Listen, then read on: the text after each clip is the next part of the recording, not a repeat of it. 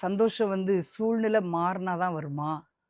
நீங்க உங்க பிரச்சனைகள்லாம் மாறி உங்க சூழ்நிலை நல்லா இருந்தா தான் தேவன துதிக்க முடியுமா? கொஞ்சம் யோசிச்சு பாருங்க. பவுல் சொல்றாரு, "நான் எந்த நிலைமையில் இருந்தாலும் மனரம்யமா இருக்க கற்றுக்கொண்டேன்" அப்படின்னு சொல்லி பவுல் சொல்றார். ஸோ நம்முடைய எனக்கு வந்து சூழ்நிலை எல்லாமே சாதகமா இல்லனாலும், ஆண்டவருக்குள்ள மனரம்யமா இருக்க கற்றுக்கொண்டேன் அப்படின்னு தான் பவுல் சொல்றார். ஸோ இன்றைக்கு அன்பான தேவனுடைய பிள்ளைகளே, உங்களுடைய வாழ்க்கையில உங்க சூழ்நிலை எப்படி இருந்தாலும் பரவால்ல. ஆண்டவருக்குள்ள நீங்க சந்தோஷமா இருக்கணும்னு தான் ஆண்டவர் எதிர்பார்க்கிறார்.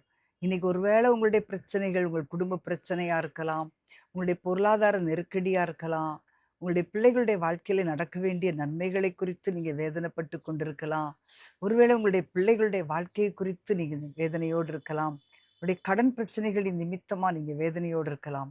ஆனா ஆண்டவருக்குள்ள நீங்க மனரம்யமா இருக்கும்போது கர்த்தர் உங்களை ஆசீர்வதிப்பார். இன்றைக்கு உங்களுடைய வாழ்க்கையில ஒரு கடினமான ஒரு சூழ்நிலை இருந்துச்சுன்னா, ஆண்டவர விட்டு தூரம் போகாதுங்க. ஆண்டவரண்டை நெருங்கி வாருங்க. இன்னும், இன்னும் உம்மை கிட்டி சேர்வேன் ஆண்டவரேன்னு சொல்லி, ஆண்டவர கிட்டி சேர, சேர, சேர உங்களுடைய வாழ்க்கையில தேவன் பெரிய காரியங்களை செய்வார். ஆண்டவர் வந்து உங்களுக்கு ஒரு வார்த்தைய கற்றுக் கொடுத்திருக்கலாம். இப்ப பாருங்களேன், பவுல் வந்து சிறைச்சாலையில கூட ஆண்டவர துதித்து பாடினார். பவுலும் சீலாவும். எவ்வளோ பெரிய கட்டுகள், எவ்வளோ பெரிய பிரச்சனைகள், அவனுடைய கால்கள் எல்லாம் தொழுமரத்துல மாட்டப்பட்டது. ஆனாலும் அந்த சூழ்நிலையிலயும் ஆண்டவர தானே துதித்தாங்க. பாருங்களேன், கட்டுகள்லாம் கழண்டது, கதவுகள் திறந்தது. எவ்வளோ பெரிய அற்புதத்தை ஆண்டவர் செய்தார். இன்றைக்கு உங்களுடைய வாழ்க்கை நிலைமை என்ன அப்படின்னு பார்த்தீங்கன்னா, ஒருவேளை எதுவுமே நடக்காம இருக்கலாம்.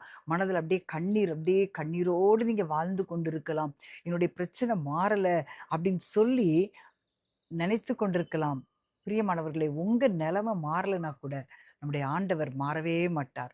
உங்களுக்கென்று அவர் செய்ய நினைத்ததிலிருந்து அவர் தவறிப் போகவே மாட்டார்.